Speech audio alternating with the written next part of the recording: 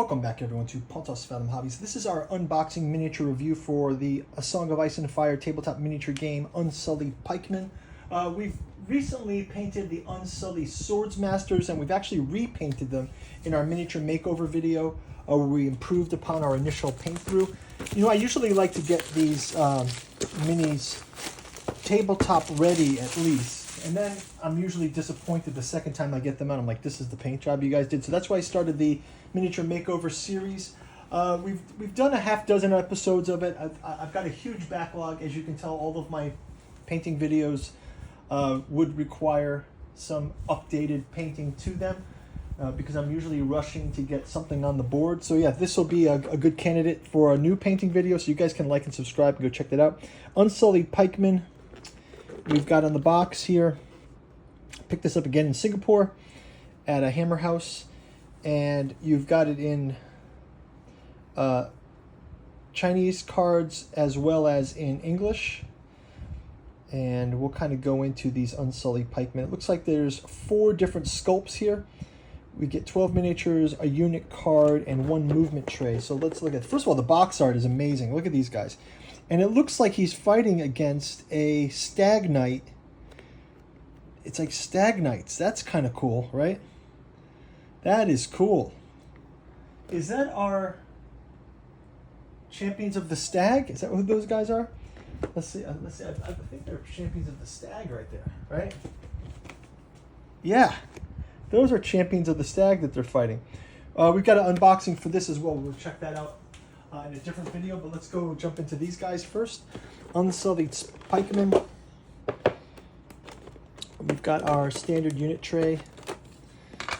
And again, I always kind of like that we get these 2 different kinds of standard and traditional Chinese. But let's go with our Unsullied Pikemaen script first. It says the Unsullied Pikemaen. Usually they have this text at the back of the box. I don't know why they didn't do that. It says, although considered to be in the light armor by Western standards, Unsullied Pikemen fight in lockstep formations, according to doctrines laid down by the old empire of Gis. As unsullied phalanx with shields locked is nigh unbreakable to cavalry charge, and even more nimble foot troops would have a difficult time getting past the wall of spears. While taking this unit by surprise is difficult, a commander should be aware of their becoming encircled. Right, so they've got this encircled. They've got the phalanx pike is their attack, which gives them 7/7/4 at a +3, so very, very good. And they got +4 and +4, and they get 5 for motion. They get order set for charge and order shield wall that are both pretty cool. Let's take a quick look at the minis themselves. And like I mentioned, that there are 4 different sculpts for these. So first, let's go with this wide-armed sculpt. This one is where the arms sort of out wide. This is the wide-arm sculpt, actually. This is the wide-arm sculpt. You can see how it's sort of positioned off to the side like that, right? Let's zoom these in a bit better.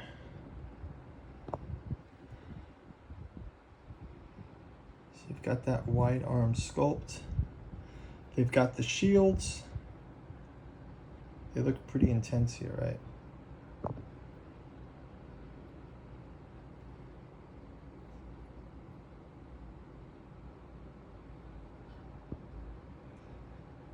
Yeah, I'm just trying to get that focus in. For some reason it's not staying.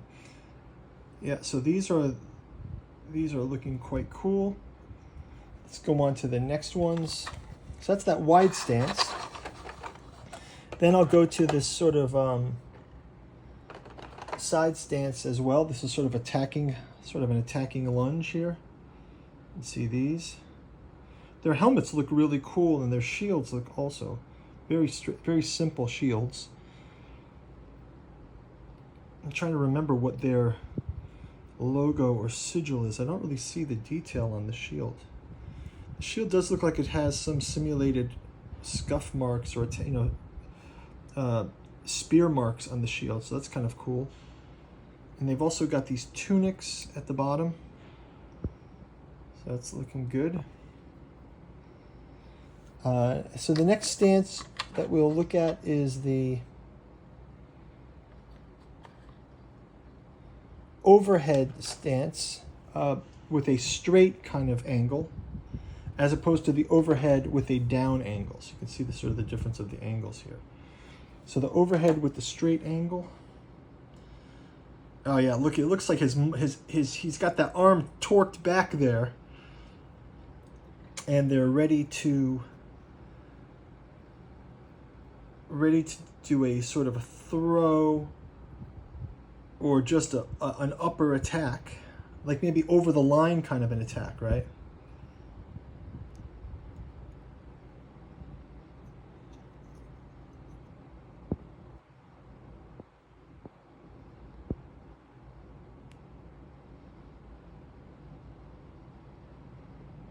Let's just get that as the thumbnail right there. And then the last one we have is the sort of downward attack. So if you look at this one, it's a little, you can see the downward attack. It looks real clear here.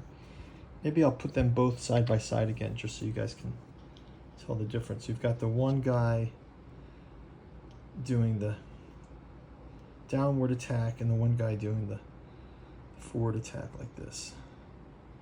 Right, that's the thumbnail.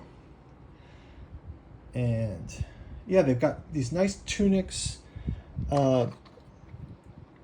I do like that downward angle. It looks pretty intense. Let's see how zoomed we can get the actual helmet detail. Yes, now that face detail looks quite good, right? Let's get that super zoomed in here. What's going on here? Okay, let's go out. That's a little too zoomed. Okay, so that's that. And we see like they've got this belt, they've got this chest strap, they've got a shoulder armor. Inside behind the shield, they've got the straps for the shield. And then they've got the similar boots to the ones that they had with the Unsullied sword masters. They've got this mail armor, or it's like, it almost looks like, if we look at the concept art here, right, check out this concept art in detail, because I'll use this as the reference, right? You can see that it's kind of a scale mail, which is kind of cool. And I think this is flesh and flesh. So they've got kind of arm and boots, and they've got this tunic, scale mail, and the helmets. I think we got another great helmet shot just on the cover, which is a good reference as well. So maybe the silver for the helmets and the shields. Oh yeah, you can see that the leg is exposed and the arm is exposed. So flesh for both of those. I do get a kick out of it. That's the Baratheons. Let me know down in the comments, guys, who you want me to have these guys fight. But now I think once I get those Stag Knights, it should be Targaryen versus Baratheon with the Stag Knights. Let me get the whole tray filled here so we can see what the unit looks like with... I will put them together in a sort of mixed format here, as if the combat is already underway. Maybe the phalanx has broken. Let's take a look at it like this.